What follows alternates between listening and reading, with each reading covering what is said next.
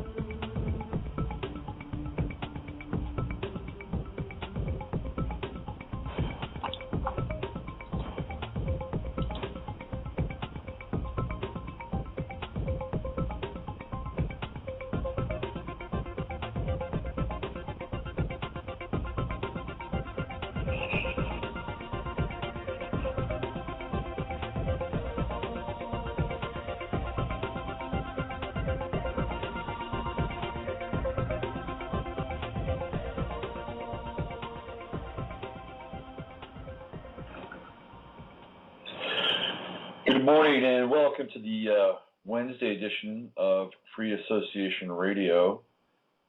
This show is called Navigating the Astrological Matrix, and on Wednesdays, I/we/you/us look at what's happening astrologically, what's taking place in the skies, and making connections with what's happening on the ground. And during the show, as we navigate through that process, we eventually get to free readings, free mini readings, which I will be doing today. Although the show will be an abbreviated show. It is not going to be as long as it normally is, which is 2 hours. Today it will be a 90-minute show because I am incredibly busy. And by the way, I did do free readings last night on Christine Matthews' show, which is Spiritual Network Radio, which you can hear here on Blog Talk. It's a great little show. Christine does a fine job. She's really into the whole psychic medium stuff. So I did do free readings there. What's really interesting about last night, I have to laugh.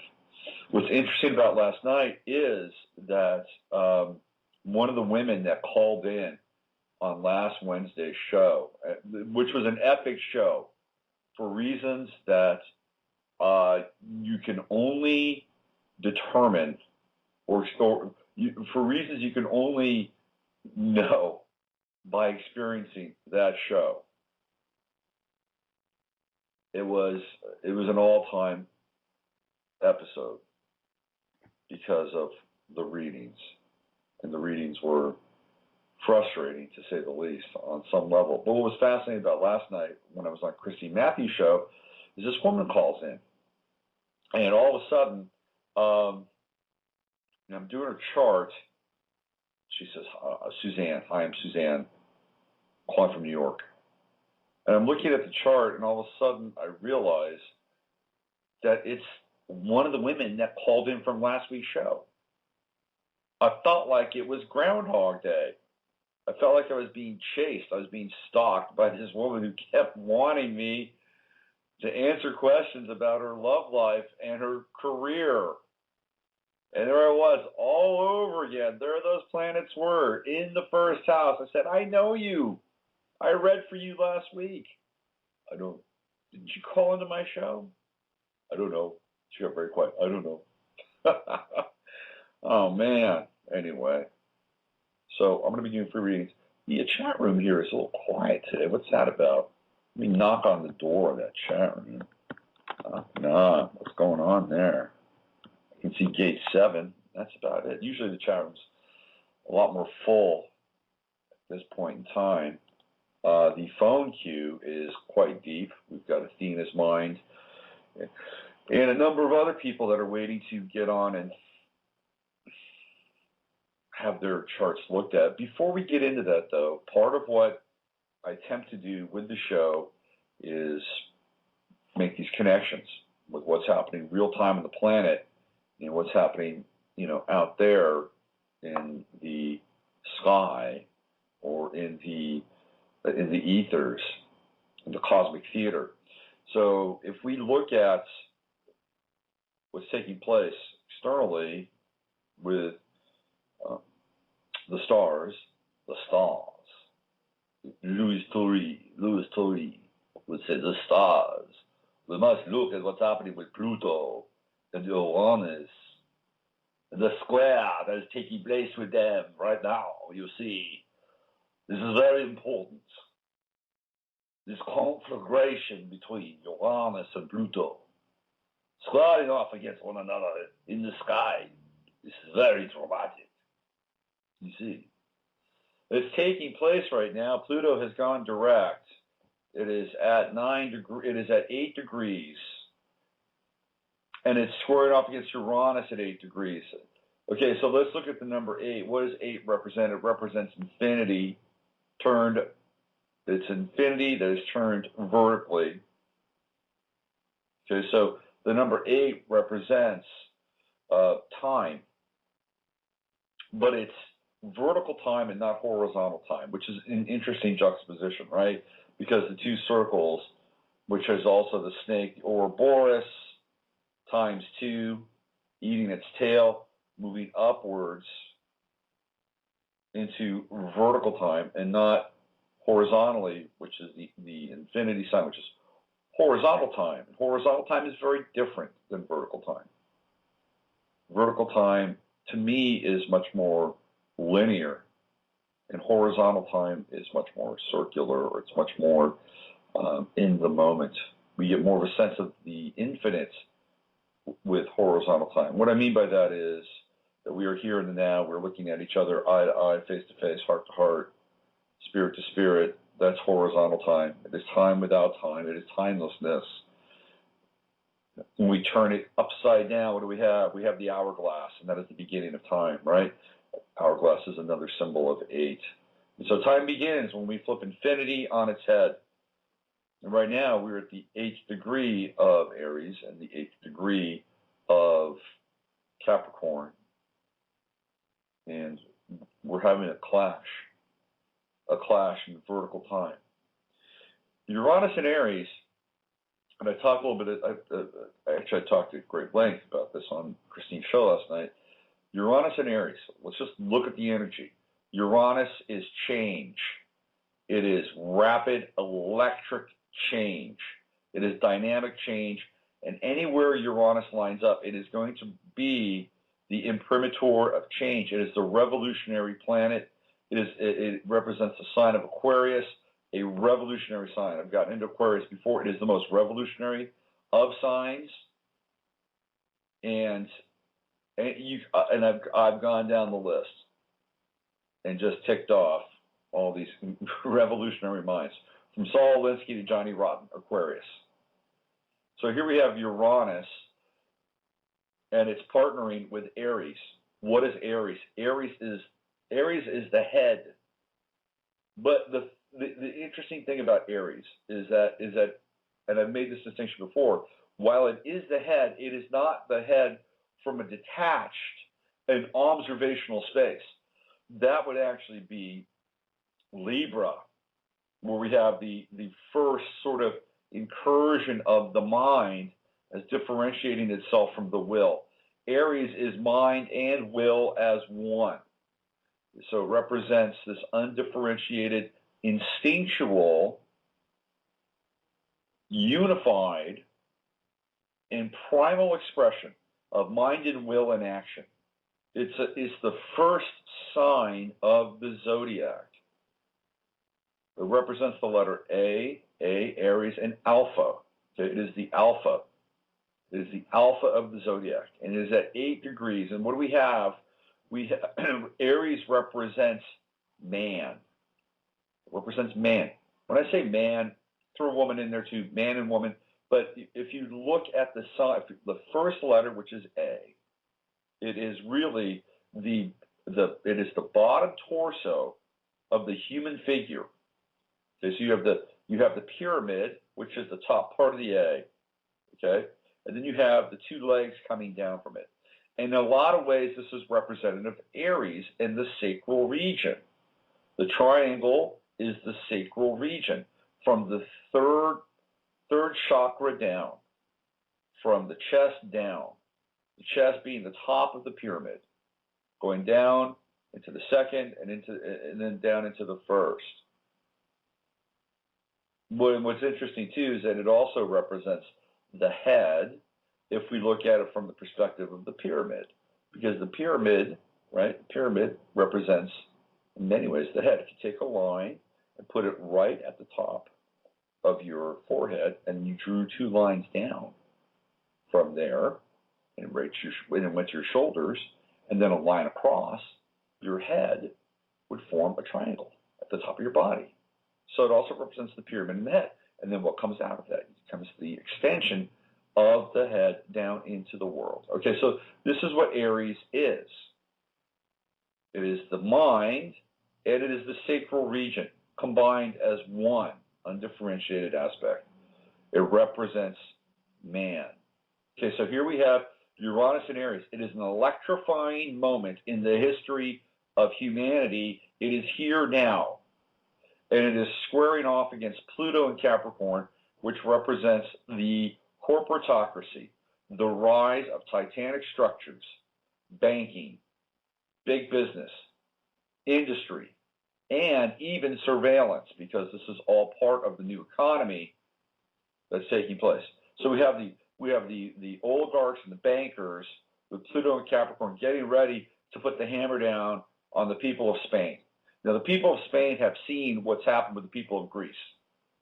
They've seen that, and they don't want it.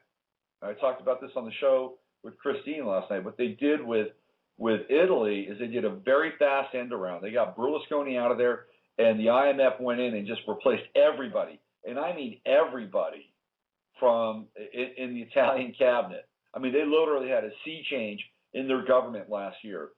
They flushed one group of people out, and then they inserted another group of people in that would be much more amenable to the type of austerity measures that the IMF and the World Bank would want to put down in Italy. And of course, Berlusconi couldn't do anything because they've got hours and hours and hours of eyes wide shut tapes on him. So what is he going to do? He's going to be thankful that he's out of the mix and able to carry on his life as a well-paid pimp. So here we have these people in Spain, and they're like, you know what? This is it. This is it. We're not going to take this. They have surrounded the head of the government, the physical structures in Madrid. The pictures, you can see some on my show page. I put them up there. They are dramatic. They are unlike anything I have seen in quite some time. You might have to go back to Tiananmen Square and what happened in China back in 1989 and 1990. This is really dramatic stuff, people. This is a society and a culture that en masse has said enough is enough. And some of the images are gripping, startling. What we're seeing are countrymen, people that are part of the same place, essentially at war with one another. What's happening in Spain could erupt into a civil war. This is how serious this is because of the amount, not just the amount of numbers, but the response. If you go back about a year, Spain had gone through something about a year ago, and there were a lot of protests, but the police were not getting heavy. Well, they're getting heavy now. They're getting very heavy. They're cracking heads. They're pulling people, forcibly pulling people out of crowds and putting them into vans. This is very intense. Now, you may think, well, that's a Spanish issue, but trust me, it is more than a Spanish issue because the markets are connected to what happens in Spain. Okay, the marketplace. We live in a global marketplace. So if somebody farts in Indonesia, somebody, that it's going to have an impact. If a banker farts in Indonesia, it's going to have an impact on the global economy. This is the way the game is wired right now. Whether it's real or not, whether it's perceived, whether we've been conditioned that this is how the game works is irrelevant. It is how the game works, because now the markets will reflect these fluctuations in the force, so to speak. And there's a major fluctuation happening in Spain. What happens if Spain, it's not as if Spain is a huge producer of anything, but I'll tell you what Spain is doing. Spain is at the leading edge of biotech. They're doing stuff in Spain on a biotech level that is really way ahead of a lot of other countries. And in fact, there's a project that's been going on in Spain for a while now, the last few years, where they're trying to actually imprint barcodes on cells, on the eggs of rats, so that a rat can actually be born with a barcode in its cellular structure. Wrap your head around that. That's taking place in Spain. So while they don't have a huge amount of industry, they are at the forefront of this genetic modification, genetic engineering, and genetic exploration. But still, what happens if a country like Spain is shut down? What happens if everybody just says enough and is enough and they go on strike? I mean, what we're dealing with a country like Spain, and to a large extent a country like Greece, are people that are homogeneous, meaning they're like, there is a difference between the Galicians and the Castilians. So there is some fragmentation. But I'm telling you, by and large, everybody, doesn't matter what region they're going to be in, they're going to feel the hammer. They're going to feel the financial hammer. And that's when people will begin to unify. So what happens if the entire country gets shut down? It will have a major impact on the global economy. Major. And it could have a major impact in other regions throughout Europe. So what did I do? I decided to look at the history of Spain, and I found some very interesting things. Extremely interesting. Okay, so today is the 26th, which is the birthday of St. Francis of Assisi. God bless him. Yesterday, on the 25th, is when the news really erupted. If you were on Facebook, you could begin to see the first pictures coming out of Madrid with the occupation of the grounds around the Capitol in Madrid, okay? The Capitol buildings in Madrid. 925. On 925, in 1506, Philip I died. Philip I is one of the most influential people in the history of Spain. He died at the age of 28. He did not see his Saturn return, which is interesting. He was a member of the House of Habsburg. And the House of Habsburg is one of the biggest houses in Europe in terms of money. Very, very, very powerful house. The Habsburgs go way back, way back in the history of Europe. They're one of the early ruling families. The royal family is one of the bloodline families of Europe. And he is a descendant. I believe his name is Philip the Fair. He was a handsome guy. I guess by today's standards, he'd be a metrosexual. His wife, interesting enough, was Joanna the Mad. No, I don't think we get Madrid from Joanna the Mad, although that might be an interesting reach. But that was his wife, and she went insane. And the thing about Philip I is that he brought together these different families, the three ruling families of Europe at that time. So he was a major figurehead in the consolidation of power, and it's through his marriage with Joanna that this occurred. So he becomes a point of distillation of power with royal families and their offspring in Europe. And he came from Flanders, Bruges. So he is, and I got into this in an interesting sort of side stream on Facebook. He is not really Dutch, because the people from Flanders don't see themselves as being Dutch. They see themselves as being Frisian, which is different. So he comes from the north, and yet he occupies Spain as a result of his marriage to Joanna the Mad. So on the day that he died, the 25th of September is the day that this explosion really takes off in Spain. Now, he gives birth to some very influential sons, Ferdinand and Charles V. And Charles V is a major figure in the history of the world, because he's the guy that ultimately funds the conquistadors, and the conquistadors would go out. He funded Magellan. He's the guy that sends out the shock troops from Europe into the New World. Okay, so this is a very important figure. Now, in 1520, this is an interesting development. In 1520, there was a revolution that took place in Madrid. It's called the Revolt of the Comuneros. And this is one of the earliest class revolts on record in Europe, which would essentially mean in the West, which is what we're a part of an extension of. And it lasted from 1520, from April of 1520 to October. Now remember this date, remember October. October is a very big month for Spain. And we're going to get into that a little bit. From April to October, what are we talking about here? Again, Alpha and Omega. April, Aries, October, ostensibly Libra. Okay, but I believe that the revolution ended on October 25th, which would put it into Scorpio. But what's interesting about this time, the revolt of the Comuneros, the commoners rose up against Charles V. Why? He increased taxes. Why did he increase taxes? He increased taxes because he kicked out the Marrano Jews and the Muslims from Spain. And this is when we had the Inquisition. This is the time of the Inquisition. And this is a big, big deal. Actually, I take that back. He did not do it.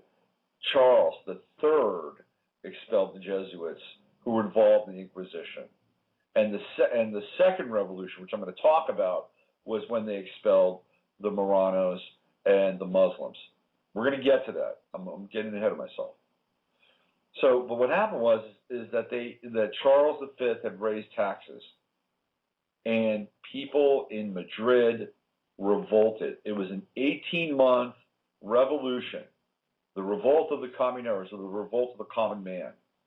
And it took place, and even though Pluto was not discovered then, they did not know about Pluto. At that time, Mars was the ruler of Scorpio. But at that time, we can go back and look at where Pluto was in terms of its placement in the sky. And Pluto was at 9 degrees in Capricorn. Pluto is at 8 degrees in Capricorn right now. This is really, really significant in terms of cycle and time. What happened, because if we look at Capricorn and we look at Saturn, what are we dealing with here? We're dealing with time. This is the one sign and the one planet that represents time more than any other sign, okay? More than any other sign. So what we saw, or what we're seeing, is that in that first revolt, which took place in 1520 to 1521, it set the stage for what was going to happen in Spain as a form of government, and with the aristocracy and the royalists, who won, by the way, creating the template for governance in Spain from that point forward. Now, this is challenged again in the year 1766. In 1766, there was another major riot in Madrid. Now, this riot goes back to what I was sharing with you before. The Marranos and the Jesuits, the Moranos and the Muslims got kicked out of Spain. Why were the Moranos kicked out of Spain? Well, the Moranos were kicked out of Spain because they were gaining an incredible amount of power and influence. The Moranos were the merchant class of Spain. They were buying and selling and making money. The Moranos were Jewish, okay? They were the Jewish merchant class. And they, as a result of making money, were influencing local governments and beginning to shift the balance of power between the Habsburgs and the consolidation of these royal families and royal bloodlines with an entirely different class. So they were creating their own economic revolution.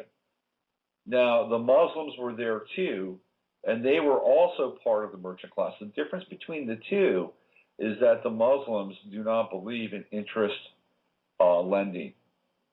Their banking system is different. And I'm not sure why they got kicked out, maybe because they were heathens and the Catholics just wanted to, the Jesuits probably were just overzealous and wanted to get everybody out. They were in charge of the Inquisition. What happened with the Moranos is that they began to then, go to other places in Europe. They went to France, they went to Germany, they went to the United States. And there was a group of Moranos that shows up in New York City, in New York State. Well, Peter Stuyvesant, who was the governor of New York at the time, said, "You guys get out of here. You're trouble. You guys are trouble. Get out of New York." And he kicked them out of New York. He forcibly, by musket point and bayonet, removed those guys, and they went to Rhode Island. And the sort of the leader, if there was a leader or the scion of that group, was a guy by the name of Aaron Lopez, who set up shop in Providence. And it's that group who eventually become the head of the slave trade in the United States, running ships out of Providence and out of Rhode Island to West Africa. So we can see that there's a ripple effect of what happens in Spain and what took place. And they were able to do that, by the way, because they actually helped Washington fund the Revolutionary War. Washington had a tacit agreement with them that once the war was over, they'd be able to open up shop and do their business anywhere in the 13 colonies. But during those riots, what happened is that once the Moranos and once the Muslims were expelled by the Jesuits, there was no money. The money had stopped flowing. And there was another economic crisis. The first one back in 1520 was as a result of the rising of taxes, because you've got a guy that wants to run an empire. He wants to take his ships and he wants to go explore the new world. He wants to get spices. He wants to get gold or whatever else he can. He's got to fund that. He wants to create empire, so the taxes get raised. People don't like it. They don't see the gain in it for them. The second one is because the economy had been cratered by kicking out the heretics. And so with a bad economy, people rioted. Guess what? Pluto was in Capricorn. Guess what degree? 9 degrees. So here we see this cycle of time over and over again taking place in Spain. And guess what? Pluto hits 9 degrees Capricorn on 12/25/12, just 4 days after the 12/21/12 big day. So this is a major event what's taking place in Spain. Major event. Again, if you trace what went on in Spain, Spain really set the tone for ruling the waves, ruling the oceans, exploration. There's the agreements that begin to take place between Spain and the House of Hanover. You have Mary Stuart. There's a whole, other sort of, vortex that takes place between the Habsburgs and the Hanovers, and the creation of yet another dynastic house. So it's a very important time astrologically for not only Spain, but the rest of the world. It's huge. It's enormous. And we're seeing it get played again, seeing it get played out again, right before our very eyes. Now, I looked at Spain's, when did Spain begin? When did we first get Spain as a quote-unquote country? Well, Spain's gone through a number of iterations. But the most recent iteration of Spain took place, when I say iteration, this is the Spanish Constitution, when the fundamental law, this is after Carlos and Ferdinand, it's after the death of Ferdinand in 1975. It took them 3 years to come up with their constitution. And that took place in 1978. It's a two-part stage. The first part is in the 31st of October.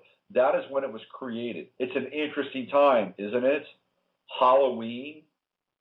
Think about that. All Souls Day, the Day of the Dead, the day that the old Spain dies and the new Spain is resurrected. So I looked at the planets for that time and what was going on then, and it's fascinating. What we have is Sun in Scorpio, obviously 7 degrees. Moon also in Scorpio. Actually, it's at the edge of Libra in Scorpio. So right now, Saturn is sitting on the moon of the new Spain. Right when the Constitution was created, not ratified, but created. The moon was in Libra and at the end of Libra. And right now, Saturn is right on that moon. And the moon represents home, right? So keep that in mind. Mercury, Scorpio. Venus, Scorpio. Mars, Scorpio. Uranus, Scorpio. So based on this new constitution, again, 1978, Spain is a scorpionic country. And the true node just went in to Scorpio. And where is it? It's sitting right on Spain's Mars, 28 degrees Scorpio. The true node is right there now. Mars is the planet of action, will, war, volition. Scorpio, the sign of death, sex, transformation. It is on. It is on with the true node hitting their Mars. Fascinating, fascinating time for Spain. Saturn, as we know, is moving into Scorpio, and it's going to hit every single one of those planets very quickly by November. This is not going away. We're dealing with a major crisis in Spain. It's big. And it has the potential, as we've seen in these other instances where the entirety of Europe, the face of Europe, was unified by the assemblage of the various families coming together, and as we saw in other iterations where the entire world was influenced by one man who sent his conquistadors out to the west and began to explore the rest of the planet, and really, in a lot of ways, helped create the decimation of indigenous people. If you think about it, right, if you really think about it, those guys were not Spanish. They were Flemish or Flanderish, right? So this whole notion of the Indios or the dark-skinned people, very, very, very different than their own origins, their own northern origins. So here we are again. It's coming around. How will Spain impact the rest of the world through this crisis? Now, if we move forward and we look at the December 6th date, which is when their constitution was ratified, it's very different to some extent. Mars has moved into Sagittarius. Mercury retrograde Sagittarius. So they ratified this thing on a Mercury retrograde, which doesn't give it a whole lot of traction, does it? No, I don't think so. And Sun in Sagittarius. So what we're trying to do here is, look at the ramifications of the ratification. and it's not free enough. That's what we see with, Sagittarius is the sign of freedom. It is a sign of righteousness. It's a sign of honesty, sovereignty. And with Mercury retrograde, there would come a time, ultimately, when they would have to go back and redress that. And that's what we're looking at right now. Spain, what's also fascinating here is that Spain is a Taurus. It has Chiron and Taurus based on this new constitution. And Taurus is the bull. And what do we associate with Spain? We associate bullfighting with Spain. And the imagery of the bull is very, very prominent in Spain. It's a very primal energy. So they have to, in some ways, the Spanish mindsets or the collective Spanish soul has to come to grips with this very, very different kind of this opposition energy. Opposition is a very, very big theme here. We look at Chiron in Taurus opposing Sun in Scorpio, exact opposition, 7 degrees. Opposition is hardwired into the national soul of Spain. And they have to figure this out because Chiron in Taurus is about money. It's about money. It's very fundamental, basic stuff. Having enough to live on, having enough to raise a family. Will we have enough? It brings up a lot of fear with Chiron in Taurus. But it's also beyond fear. It's also about instinct. It's about, the Taurus is very, very, it's very bodily. I wouldn't say it's base. It's not really base, but it's really about being in the body. Taurus, food, sex. We think about Spain in very, very Taurian or bull-like thoughts, sentiments, feelings. Wine. If we look at cuisine, the whole techno-gastronomy movement comes out of Spain. Some of the most brilliant, I think the guy's name is Ferreira, the guy who influenced all these American, techno-gastronomical chefs, where they do weird things with food and treat food as kind of a laboratory experience. That's all Spain. So Spain is having to come to grips with something very fundamental that's being opposed in its charts based on its 1978 Constitution. It is the body of the people, the body politic, the instinctual body, and all the fundamental issues that go along with that, as opposed to Scorpio, which is power. So it is on. It is way on in Spain. Keep your eyes on it. The ripple effect is going to be unmistakable, absolutely unmistakable. All right. So I have just spent about the last 40 minutes talking about Spain and cycles and time and the planets. I am going to talk a little bit about the NFL, and this little riff is going to take about 10 minutes. So if you're waiting on hold, if you're waiting and you're holding, hang in there. I'm going to get to you. But I just need to circle back to Monday's show, which is not an astrological show. Monday's show is the rant. And I talked about what was happening in the NFL. And I talked about it as it relates to sort of a much bigger picture, which is the unraveling of the collective. See, while Spain is going through its own unraveling, the United States is also going through its own unraveling, but different.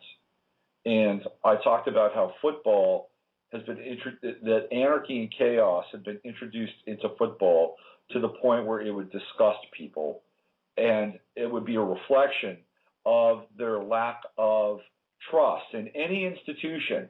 And it's funny because I talked about this on Monday, and then I listened to Sports Talk Radio, and I would listen to these guys talk about these sports announcers, the commentators, the talking heads. They would say, the world is so screwed up. We can't trust our politicians. We can't trust the judicial process.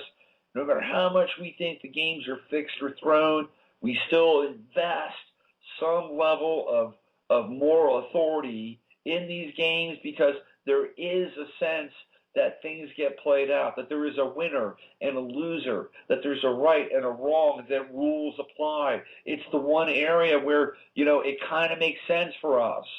And what's happened with the replacement refs is that that's gone away, and that makes no sense. And this is exactly what I was talking about. And you've got these guys who are the talking heads. They're echoing everything I said on Monday, because people have no idea. People just think football is football. It's the sport. It's a waste of time. Men could be doing other things like going shopping with their wives on Sunday, instead of sitting down watching football. By the way, I did that one time. Most of the women who have been in my life, thank God, are not shoppers. Okay? Doesn't mean they don't like nice things, but shopping is not a pastime for them. This is many years ago. I was with somebody, and they were shoppers. They would go to the mall, and they would go to these different stores, and they would look at this and look at that, and they would put these things on. And it was on a Sunday, and this is before, I had a smartphone. I'm sitting there just dying, trying to figure out who's winning the games. And I wasn't even playing fantasy football then. I'd go to the department store. What do you think of this? Oh, that's really nice. That's a nice outfit. I'm going to try it on. Okay. How do I look? Oh, you look great. You look fantastic. Oh, man. It's $1,500. I know, it's really expensive. But you look great in it anyway. Anyway, I'm going off track here. But it was. I don't have that. Thank God I don't have that. Anyway, football is more than just a game. Why is it more than just a game? Because of how many people watch it. It is huge. It is a multi-billion-dollar industry. And in fact, on Monday nights during the game, that has really been the tipping point for everything. I had my show on Monday, and I talked about where this all was headed. And guess what? Monday night, it got played out, literally and figuratively, right before our eyes. And the betting line, it's funny. I had a friend who took a timeout and went to Tahoe. And he called me from Tahoe. It was a big trip for him. And he said, yeah, because he used to live there. He was a dealer. He hadn't been back to Tahoe in a long time. He used to fish there. It was kind of a spiritual journey for him back in time. So he called me from there. And he's telling me, about his place, how nice it was, by the lake. And I said, hey, man, how close are you to the casino? He says, oh, Harvey's is right down the street. I said, go put money on Seattle to cover. That's what I said. Put money on Seattle to cover. And he was like, are you kidding me? Here I am having a spiritual experience. And you want me to go put money on Seattle? How mundane is that? I said, look, put $50 on it, man. $50. I will split it with you. Well, guess what happened? On Monday night, the Packers were not only going to win, but they were going to cover, which is even more important. They're going to cover the point spread. And then the chaos, which had been seeping into the game all game long, the chaos erupted. It erupted like a volcano. And I wasn't watching the game, but I was watching this little stat tracker online. And I'm thinking, without even watching the game, that Green Bay has this game won. And all of a sudden, I'm watching the stat tracker and like, uh-oh. Seattle got the ball back. How did they get the ball back? Seattle got the ball on the 25-yard line in less than a minute left to play. This is not good. And guess what? There is a play that is probably going to go down as the worst call in NFL history. Russell Wilson from the Seahawks, after a series of blown calls already by the official, which allowed them to get as close to the end zone as possible, Russell Wilson throws a ball into the end zone. it is intercepted by the opposing team. Okay? Intercepted by the opposing team. And what happens? There's a famous picture now. It's a famous picture. There are two officials right there in front of this giant scrum of these players, mostly Green Bay players, by the way. One official is signaling a touchback. The other official is signaling a touchdown. A touchback is when the opposing team's player catches the ball in the end zone, which would then take the ball to the 20-yard line and effectively end the game. It was the last play of the game. Russell Wilson threw an interception, and Seattle won. Now this, by the way, is almost as egregious as the NDAA, okay? It's almost as egregious as that. Not quite, but almost. Because, again, here we're supposed to have this equal playing field, level playing field, fair play. And what we saw was pure anarchy. And not just anarchy, but madness. Nothing made sense in that moment. Everything that we had ever looked at and been trained to understand with football went against the grain. Done. And chaos erupted. And guess what else happened? $350 million went from one betting line to the other. $350 million. That is not chump change. That's a lot of money. That is pre-9/11 airline shorting stock, follow the money. $350 million. Now, do you think that getting a replacement ref to, move the line a little bit might just actually change the outcome of the game? You're damn right it would. So here we are now, football. They're talking about bringing the real refs back. The damage has been done. The money's been made, obviously. And now we're going to be dealing with the blowback to this. It's going to be a very interesting time between now and October. We're almost there now. Saturn and Scorpio. Get ready. It's going to be big. Very big. All right. I'm going to reward some of the people who have been holding on for a long time. I'm sorry you dropped off. But I this is what I do. And you reward me with your patience. I reward you with a reading. Let's go to Athena's mind. Hello there. Hi, I'm glad to catch your show. Well, I'm glad you're catching my show. How are you? I'm good. Thank you. Sure. I was wondering if you could answer a couple of planetary questions. I don't really have anything personal that I need help, but more of just an understanding. Do my best. I got one of these astrocartographies. Have you ever heard of those? Sure, astrocartography. That's right. Okay, thank you. And I got it a couple of years ago, and where I'm located, I'm the girl that calls in once in a while from Jordan. Right, yes.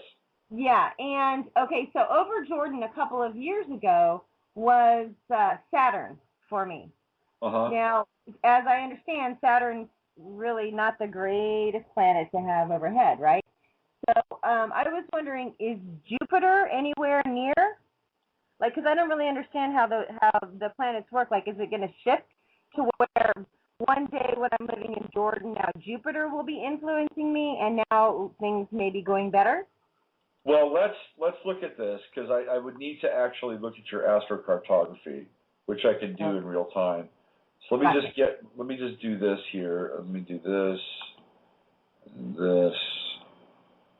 and like this. Okay. When is your birthday? May 19, 1968. Okay. At 12:09 a.m. And where were you born? Salt Lake City, Utah. Okay.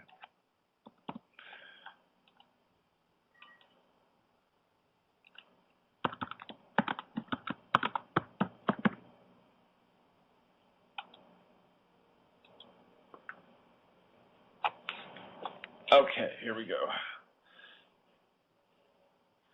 I was thinking about Salt Lake City the other day. Oh, and I thought to myself, because there's, when you look around at the map of the world, right? There's like, you know, there's lots of Moscows all over. There's like a Moscow, Idaho, Moscow, Russia. You know, there's like at least 7 different New Yorks in the United States. But there's really only one Salt Lake City. You know what I mean? There's no other country in the world that has a Salt Lake that would name their city Salt Lake City. Okay, here we go. Let's look at the world for you. Let's see what's going on. Well, and you know, it's funny because I'm living in Jordan. You know, I'm Googling stuff about Jordan all the time. Well, Salt Lake City has taken many of their names from Jordan and put them in Salt Lake City. Oh, that's interesting. So I always, and my cousin lives in West Jordan, and so like half the time I Google stuff, I get all the stuff from Salt Lake City. Okay, so I'm looking right here now. Jordan is, there's your Saturn right there. Now I have Saturn running really through Tehran for you, and then your midheaven goes through Iraq. And then, your true node goes through your, on your midheaven, goes through Iraq. And Jordan is to the west of Iran. Is that correct? Yes.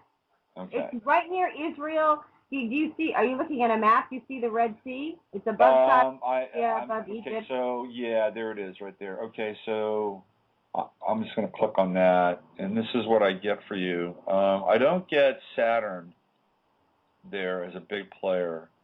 In fact, the only aspect that I have here is crossing Moon Mercury, which is it's you know, Moon on the midheaven, and then Mercury on the ascendant. So this would be a good place for communication, intuitive communication, nuance. You know, spending time around women or feminine energy could also be really important. But based on what I'm seeing here, there's no major lines. Now, what could have happened is that somebody might have done a relocation for you for that place. And at that time, Saturn might have been running through, like, say, your first house or your ascendant at that time. But based on a kind of prototypical astrocartographical interpretation, Saturn for you is much further east. And it actually goes through Saudi Arabia and Iran. Now, it's about, the influence is about 150 to 200 miles, but still, being in Jordan, that's quite a ways from Tehran. So I don't think it's not influencing me, right? I don't think so. No, I don't think so. No, it wouldn't. And again, the influence in that area is actually quite slight. The closest influence that you would have is actually Chiron, which runs through, it's interesting, you've got Chiron running through Cairo. So you might have some Chironic influence. Let's check that out. And so it's more beneficial east of the line, which is where you are. So Chiron actually comes more into play than Saturn. And just a quick rundown of this based on the software. It says the MC line represents the realization of lifetime goals. That's the midheaven, right? And the safeguarding of important social standing. Connection with planet Chiron leads to fundamental changes of your personal views regarding these. Traditional value systems lose their meaning. Your ideals dissolve, and your ideas of success or career start to transform. The change is mainly due to some deep personal crisis whose origin lies in connection with professional disappointments. A feeling of not being able to complete your tasks can add to your insecurity. You query the sense and purpose of your previous activities. In the process, you become aware of the overriding influence of your parents as well as other authority figures in your choice of career. You feel manipulated and rebel against all expectations in search of your own destiny. Far from all convention, you enter a new field. You gain insights from humanistic and psychological teaching as well as esoteric understandings. Your personal wishes and egotistically motivated interests become less important. That is why these regions are particularly suited to healing professions. You experience an increase in energy as well as recognition and acceptance. So one of the things with Chiron is that the more that you let go, the more that you shed, the more that you surrender, the easier it is for Chiron to manifest, in one's life. And you have Chiron. Let's look at Chiron in your chart. And is that material also? Material thing? Well, you would, absolutely. I mean, everything starts out kind of a metaphysical core, right? And then it moves outwards. But yeah, because the midheaven is a point of contact, with your career. So we flip it here. Chiron, you have Chiron in Aries at 2 degrees, which then literally puts Aries on your midheaven here based on the relocation in that area. So that's interesting to have Chiron on your Aries. Uranus has just moved off of Chiron. It's at 8 degrees now. So it's still conjunct, but it's moved off. You would have experienced the intensity of Uranus on your Chiron last year in a very, very big way. And there could be some insecurity when Chiron hits Uranus hits your Chiron. So 2011 would have been a time for you to really kind of face your fears, especially around career, especially about taking risks. Or aren't you involved with something with the military or something like that over there? No, basically what you read to me fit me exactly. I'm metaphysical, but here I am in the Muslim world. So I'm a communicator. I want to help women. I want to help children. And so just yesterday I was thinking maybe I should learn Islam so that I have a voice with the people. They relate to me more, just for the sake of kind of like a study, Well, that would give you an ability to dissolve. That's losing some of your cultural moorings, which Chiron would do. And also, Islam is a very patriarchal religion. So Chiron in Aries, if you're dealing with that in that region, you'd be looking at sort of the back end of that, or the more vulnerable aspect of Chiron and Aries in that region, which would indeed be the women. So that would actually be kind of an interesting and very positive thing for you to experience. I was thinking that would kind of be my way in, because now I'm more of like an outsider. So if I kind of just play the part, I get in, then I can actually make change. Yeah. Because I'm coming from their way of being rather than being Athena the American. Yeah, I think again, Aries is identity too, right? So Chiron would be about being more vulnerable with your identity and taking risks with your identity, especially at the midheaven. So I would look at that for sure. Yeah. And again, with Moon and Aries, Moon is, because that line also doesn't run vertically, but on a horizontal axis, you have connection with that line there in that part of the world. And let me just read that. It says the clear energy of Mercury directed towards common sense and logic when combined with the imaginative emotional powers of the Moon, create an effective and well-balanced basis for all forms of communication. You express your views with much emotion and understanding and have an inner knowing about which words to choose. At the same time, you're quite open and interested in the opinion of others. The Moon is also, lunar energy is feminine energy. So, you can combine that with, it says here, authors, journalists, as well as politicians express themselves in the simple and understandable language of the people. It is also due to this reason that this region is excellent for dialect poets and authors of popular novels. Learning about the local customs, local traditions, listening to how people speak, listening to their inflections, listening to the nuances, these are all very important things for you to do there and pick up on. So I would say, is it a major region for you astrocartographically? Based on other lines, I would say no. Can you get things done there? I would say absolutely. And you could make it an interesting and life-changing place to be, for sure. Perfect. Yeah. Thank you. I just wanted to throw in one other thing, and it's not personal. If you don't want to answer it, it's no problem. But you were talking about this change that's happening over Spain. Is that will affect Jordan also? Because we've got now in Jordan, you've got Libyan refugees. We have Iraqi refugees. We have Palestinians, and now we have a huge surge of Syrians. And the people are getting a little, antsy here. Yeah, sure. I don't necessarily think it's going to. You're going to get a wave of Spanish or Iberian refugees. I don't think that that's going to happen. No, I mean the uprest. Because you're saying about how the planets right now are squared over there, and it's the only thing that I could think of is that maybe if there were people that wanted to seek some form of refuge from Spain that were Muslim, that maybe that would be the case. I mean, how I see what's happening with Spain is much more economic, and it seems to me that Jordan is probably doing okay economically.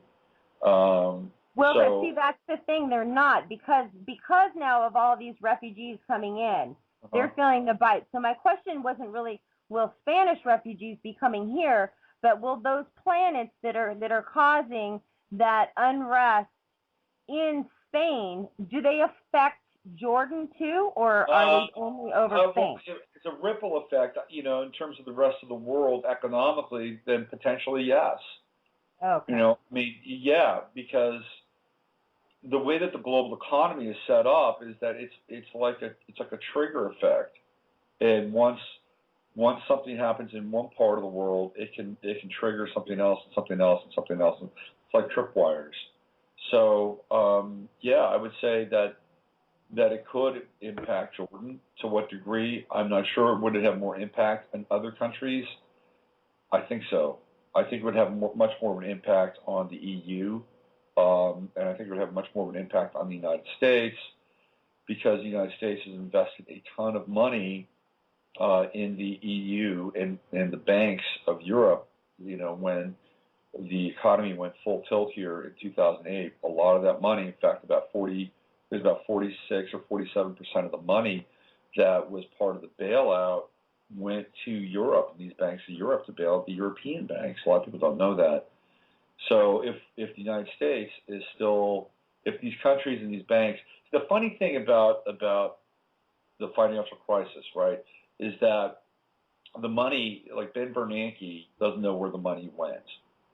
But I'll tell you right now, if banks default on the money that was given to them by us, trust me, they'll remember where the money went. Why? Because they will default, and that default will occur on the quote-unquote books of the United States. So it will be a kind of a convenient debit at a very inconvenient time.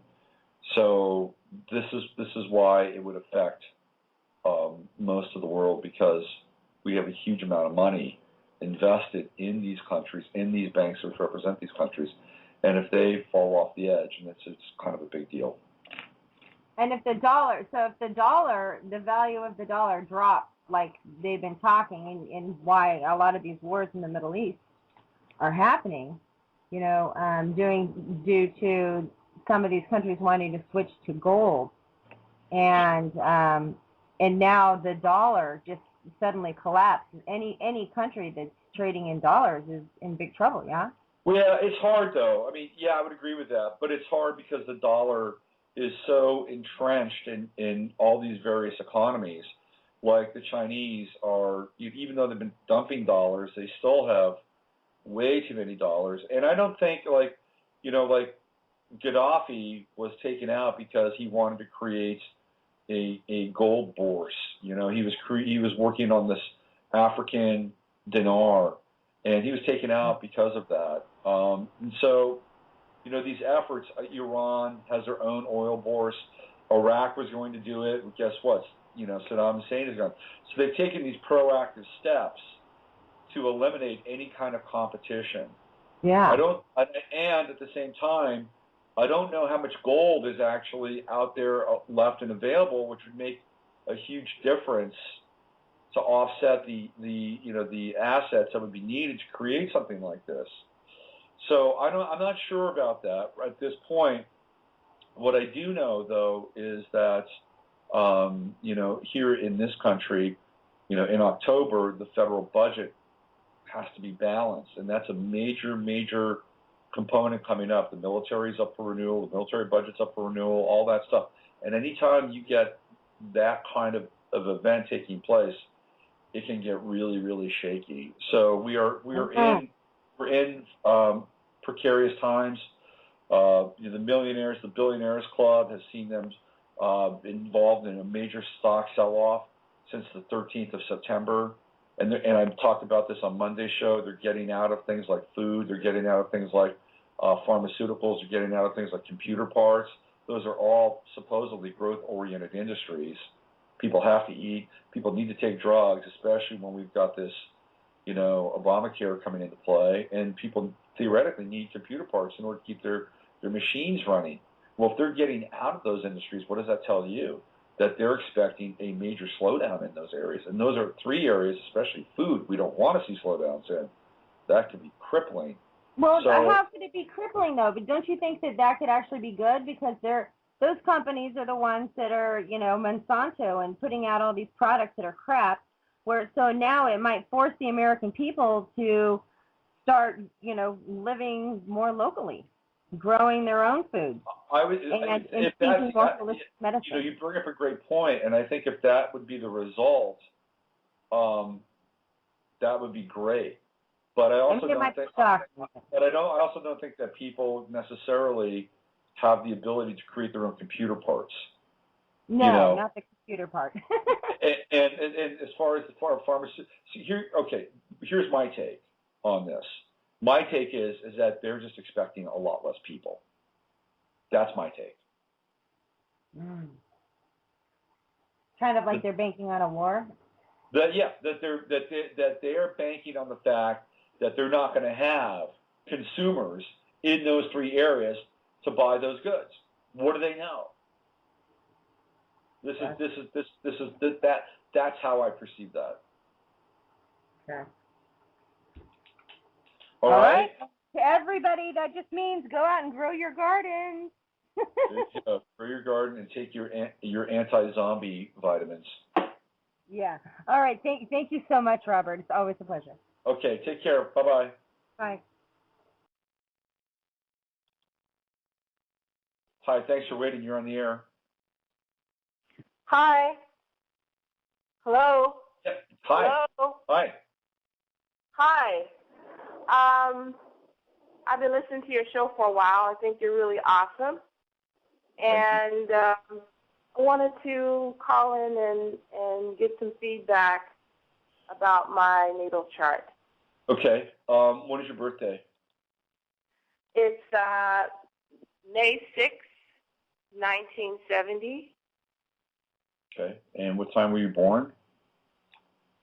I was born 9:17 p.m. in Chicago, Illinois. Okay.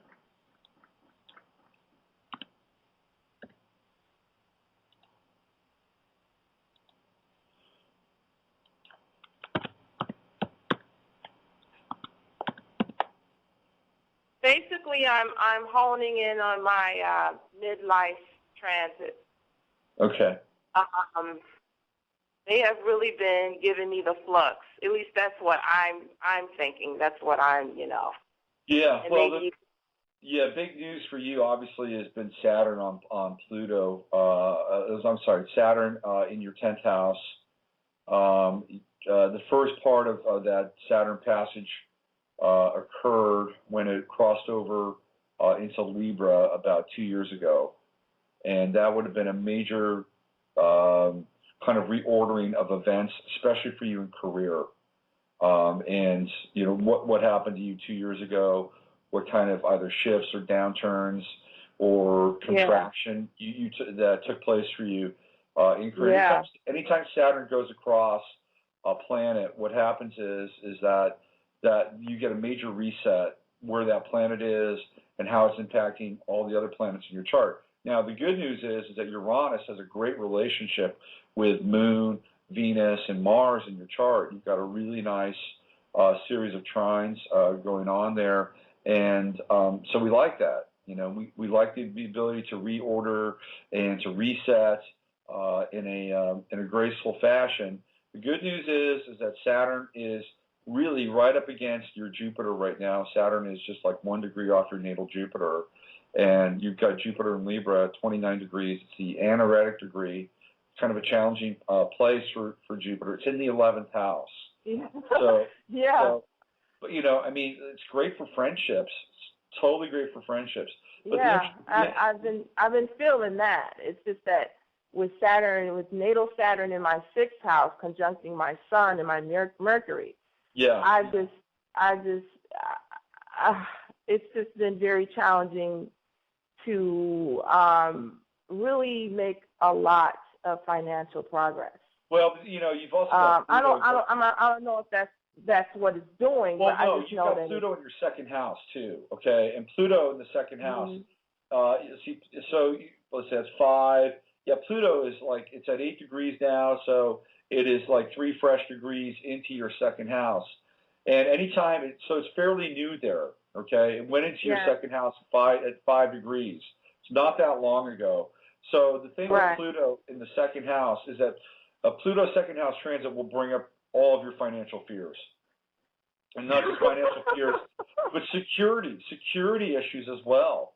And the thing with Pluto in the 2nd house is that it will transform your psychology about fear of lack, about fear of scarcity, even fear of death is a big piece around Pluto in the 2nd house. Because what is the 2nd house? It's ruled by Taurus, right? And Taurus is the body. And what does Pluto do? Pluto is the planet of death. So it's coming into the house of the body. Death meets the body. So you're going to, every fear that you would have around scarcity, of not having enough, of not having enough money, will my house be taken away, will I be kicked out of my house, will I be able to pay my bill, all of these have a direct correlation with some kind of realization about your own physical death. You understand what I'm saying? That this is where the fear gets translated into. I am going to die. And it's not, it makes no sense at all. On some level, you know you're not going to die, but because of Pluto's transit through the 2nd house, everything gets distilled down to that, even if you don't rationalize it or intellectualize it. There are 2 fears that we have. The main fear is the fear of death. Everything comes off of the fear of death. The second fear is the fear of madness, which is the death of the mind, that the mind can't function rationally. Those are the 2 main fears. So when Pluto goes into 2nd house, you are ultimately working on facing your own mortality and death through your fear of not being able to have enough. So here's the good news.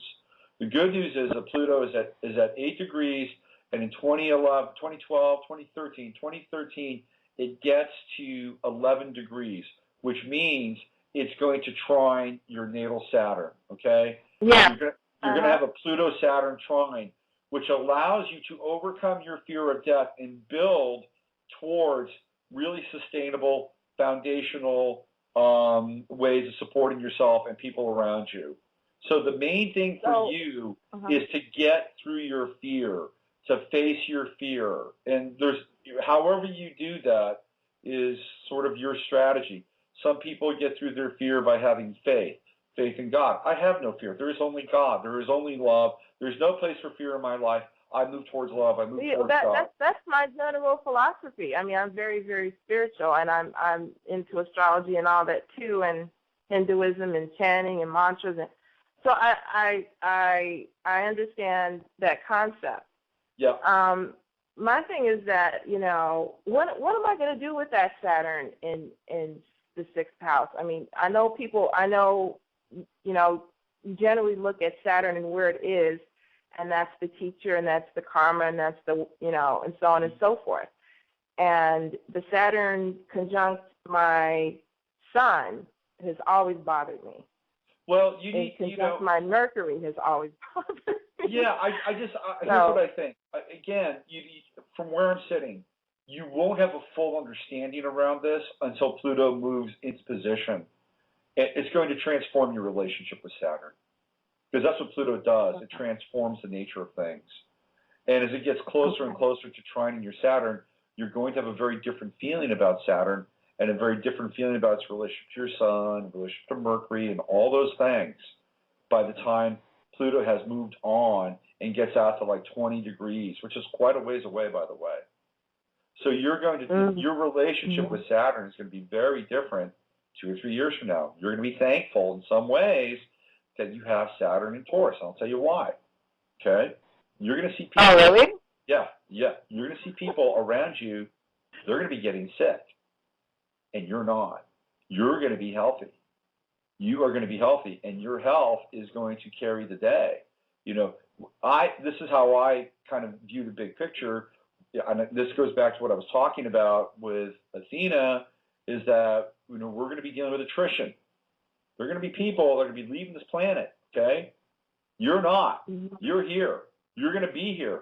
What happens? What happens is that when people leave the planet, there's a void. Who's going to fill the void? The people are going to be around. You're going to be one of those people.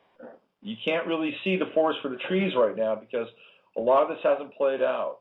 The other thing, too, with your Saturn. Yeah, I've been going through some really tough times with the transiting Saturn over my 10th and the 10th house and the 11th house. I mean, that was pure hell. Well, going across Pluto, when it goes across Pluto, when Saturn crossed my Pluto, I lost everything. I lost my job. I lost my marriage. You know, I lost the home that I was living in. I lost everything. I lost it all. And guess what? Pluto then moved into my second house. So I know about Pluto. I've got Saturn and Capricorn in the second house, and I got Pluto 2 degrees off of my Saturn. Guess what I'm doing? I'm leaving this place that I've been all my life. I'm leaving, you know, California. I'm going to a new place, thousands of miles away. So I'm getting, you know, I'm uprooting myself, and I'm going deeper into the second house. And I'm leaving familiarity behind. Look, I'll share this with you. And I know you're not going to like what I'm going to hear, or what you're about to hear. I get this, okay? But listen, the harder you work, okay, for you, not anybody, the harder you work, the more results you're going to have with your Saturn. It's because of the trine with you know, Mercury and Sun, with Pluto in your 10th house. So if you work hard, you're going to be rewarded. I know it sucks. People don't always like to work hard. You'd like to take some time off. I get it. But if you work in the right areas, and those right areas for you would be health, would be healing, ancient traditions, herbs, oils, salves, ointments, you know, supplements. Hey, can I just say those planets trine my NC? So what does that mean that, you know, there's a way out of it? Yes. To work with that? You've got to work hard. You know, I'm gonna be very, very patrician with you here. You've got to work hard. But if you work hard in the right areas, it'll pay off big time for you. You know, again, health, healing, herbs, ancient traditions, ointments, oils, supplements, the body, beauty, combining all those things together. You find a way to plug into those areas to make people feel better, look better, live better and healthier. Beauty, spirituality. What about teaching? Because I'm a teacher, so. If you could teach them about those things, if you could teach them about those things, that would work. Okay, if you can teach them about how they can live lives more efficiently, more healthfully, you know, more aesthetically pleasing, because Taurus is a very aesthetically pleasing sign. Taurus is addicted to form. So you don't want to necessarily, you know, abnegate the form. But you've got all those planets in Virgo. Well, you've got Pluto in Virgo, conjunct your midheaven. It's a wide conjunction, but still conjunct your midheaven in the 10th house. You must be of service. You must be aware and conscious of the body and health. Very important. If you do those things, I'm telling you, you'll be very, very successful, extremely successful. But let's just look at your 7th house just for a minute. You've got all those planets in Gemini. Jupiter is just 2 degrees off of your Mars right now. Ahead of Mars. It comes back. Jupiter goes retrograde. It's going to go back and sweep through Mars and Venus and the Moon. When Jupiter I think Jupiter goes back to 6 degrees. Okay? When Jupiter gets back to 6 degrees next year, you want to plug into working with women, and working with women, or even having a partnership with a woman in a way that can sustain whatever work that you do. So I think that's really, because partnership and working with other people is highly accentuated for you with Jupiter in the 11th house in Libra. Partnership is great for you. So one of the things that you can do maybe to take some of the stress off your burden is to find somebody to partner with and have a business with, or do some like co-teaching with or co-coaching with. You do one thing, they do the other thing. You combine your efforts and talents, and boom, you're a dynamic duo. That's what I would look at. Okay. One other thing is that my Saturn, I think, is in the 11th house right now. And then I think it's conjunct Jupiter. That's right. Yeah, we just talked about that. And then so it's going to go on to the 12th. And I'm a little nervous about it going to the 12th house. Your 12th house is at 16 degrees Scorpio. And so Saturn gets to, I think, 9. So it gets to 14. So it is going to go into your 12th house in 2013. Am I in for a lot of drama there, or? Because I have Neptune in Scorpio. You have a Saturn opposition, okay? And that happens fairly quickly. So when you get into the Saturn opposition, the thing that you need to do with the Saturn, especially when Saturn's in the 12th house, you've got to spend quality time with yourself. You've got to just block off time where you can be with your thoughts, where you can be with your own energy, and do it like take a Sunday morning, like 4 hours on a Sunday for you, sacred time. You're going to have to take time out with that Saturn going through your 12th house. And ultimately what will happen is that when it conjunct, this is a ways out, when it conjuncts your Neptune, it completes a cycle that started with when it went over your Pluto, because Saturn will have hit Pluto, will have hit Uranus, Neptune, right? Completes all that. And then when Saturn finally gets into your first house in Sagittarius, that is really a major moment of rebirth for you. Okay. All right. Cool.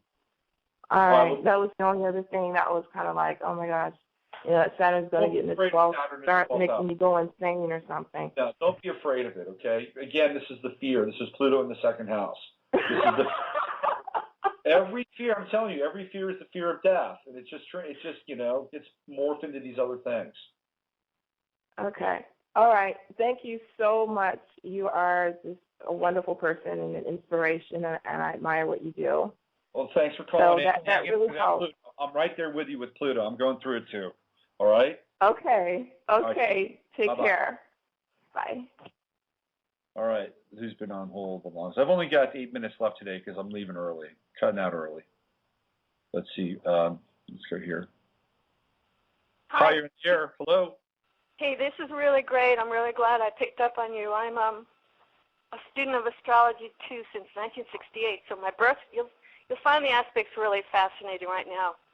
My birthday is June 28, 1951, born New York City. June 28, 1951. 1951, is that what you said? Yes. Okay. And New York City. What time? 2:50 a.m. 2:50 a.m. Okay. And it's in New York. Okay.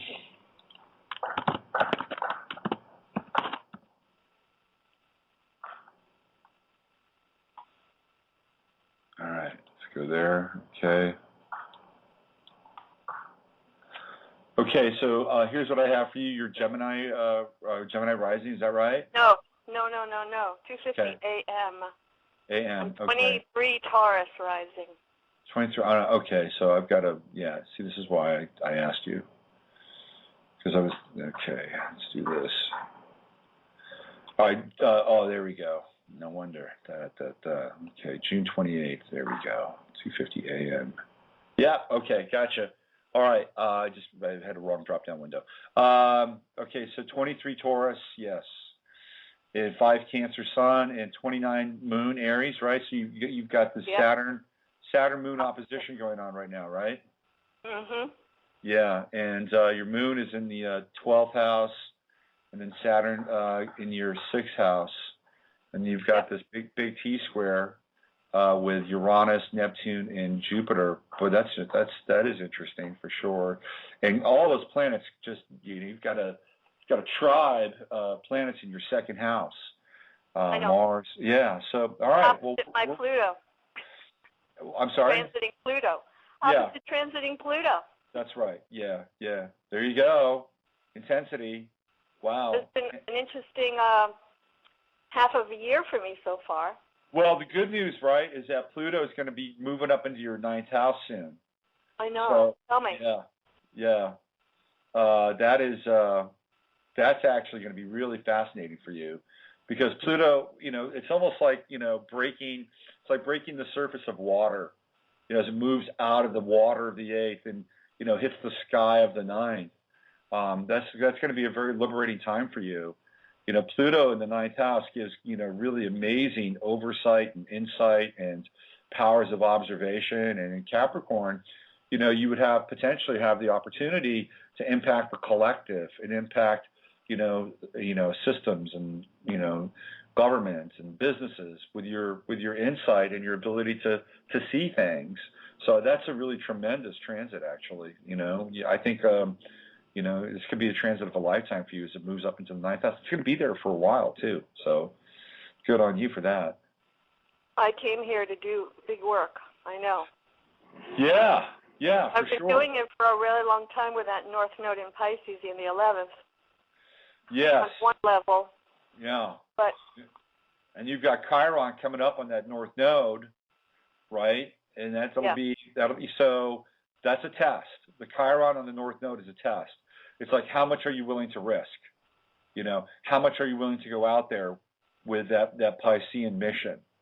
I don't have any problems. Yeah. Well, that'll be a good time for you. And also, this Uranus transit in the 12th house, when it hits your natal Jupiter, which then triggers that T-square, that's going to be really powerful for you. Is that going to be next year? Yeah. I think Uranus gets to 11, 12 degrees next year, so it's going to be exact next year.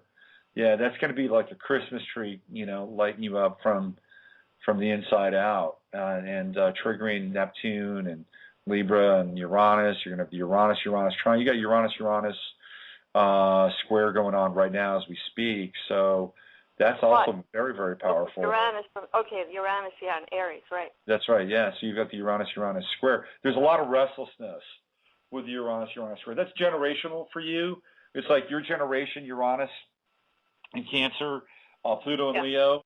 There's a restlessness. It's like, come on, we're supposed to be making a difference. We're supposed to be, running this thing.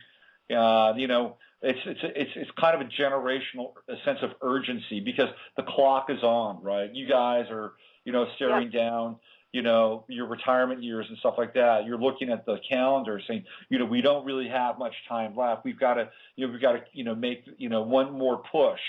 And that's the Uranus square for you generationally. And for you, in terms of your Uranus in the 2nd house and Uranus transiting your 12th, it's about really unusual ways to support yourself and to make money. And that'll be, all about, going into that 12th house zone with Jupiter and, getting into meditation and getting into, multidimensionality and stuff like that in a very big way. Making that work for you, making it, I've been a full-time artist for over 40 years, and I'm internationally known. So I think my work, my paintings are just going to go to a next level. And traveling also, probably when Pluto goes into the 9th house, I'll start traveling or touching base with other continents in a different way. Yeah. But Pluto goes in the 9th house, absolutely. Yeah, very transformational. Somebody told me that that's when I'm going to really be doing my life's work. I would agree with that.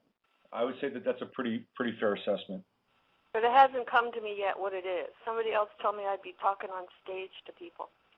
Well, that would be fun, And I would start hearing about it in November, opportunities like big spiritual seminars. I'd start having an opportunity to go out there and teaching about color and light and healing and manifesting your emotional bodies going through color. Yeah. Sounds like a plan to me. Why not? Well, I don't have any plans. God's got the plan, so I hear you. Going along.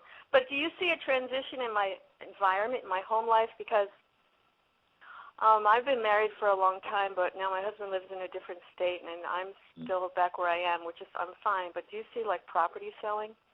You could. I mean, again, you've got Pluto. I look, for that, I look at the 4th house. I look at the 2nd house, and your 2nd house, that would be more along the lines of Jupiter moving into Cancer in 2013. That would be a prime time for you, to hook up with the Jupiter-Sun conjunction, 2nd house.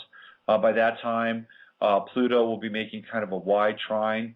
Uranus will be making a wide trine to your natal Pluto in the 4th, which is the house of home, right? So I would look more towards like the middle part of 2013 to be able to do that. That would be in terms of synchronous, advantageous time. That's what I would look at. And then see with Saturn, all the planets going into Scorpio, it's going to be really good with all that trining. Yeah, I think so, for sure. And your 6th house is shared by Scorpio in Libra, so it would also be a transition for you in the type of work that you do and the level of depth that you do with your work. So if you're a visual artist, your work would take on more scorpionic themes than say like when it was in Libra, where the themes would have been more balance, proportion, symmetry, things like that. It's a shift. All right. Let's see how it all unfolds. Let's see. What's your name? Eileen. Eileen. Well, Eileen, don't be a stranger to the show. Glad you caught it. Call back. Yeah. Are you at this time every Wednesday? Yeah, I'm here 10 to 12 every Wednesday today. I have to take a half an hour off early because I got so much on my plate. And then you're a professional astrologer full-time? I am, yeah. I'm looking on my iPad, so I can't see and do everything. But when I get back to my home, I will check you out. You can check out my blog, robertphoenix.com as well. Robert Phoenix, okay. Yeah. All right. All right? Yeah, that was perfect. Thank you so much for the affirmations. Take good care. You too. God bless. Bye-bye. Bye. I am going to reward your patience for holding. Are you there? Hello? Oh, you've been holding on for such a long time. Don't you want to talk? Okay. All right. I'll put you back on mute then. Let's do this. I want to thank everybody. If you're listening to this now, you're listening to the podcast and not the live stream. And I have to bail out early today. I want to thank everybody for calling in and listening and participating in their energy of the show. You know the drill. Use your head to discern what's real, your heart to stay open to what's possible. Join me on Friday. I'll have some terrific guests on the Friday Farcast. And hopefully we get a report from Spain. So let's cross our fingers from that. All right. God bless and be well. In the name I am that I am, son of tomorrow, I call forth the light of the living word, beloved Elohim, beloved archangels, beloved mighty Choans of the rays and the lords of Karma. I call for the action of beloved Pallas Athena, beloved goddess of liberty, beloved Nada, beloved Kuan Yin, beloved Portia, beloved great divine director, beloved all-seeing eye of God, Cyclopeia. Let God's will be done, let God's will be done, let God's will be done. I demand the action of the sacred fire in this hour. Descend on mighty cosmos, secret rays. I am the holding of the balance of Lord Gautama Buddha, beloved Sana Kumara and the 7 holy Kumaras. I call upon the sacred fire, I call upon the light of God that never fails. Beloved mighty I am present, come forth in this hour of the victory. Come forth in this hour of the victory of the God slain. I demand the full power of beloved mighty Athene with us this night.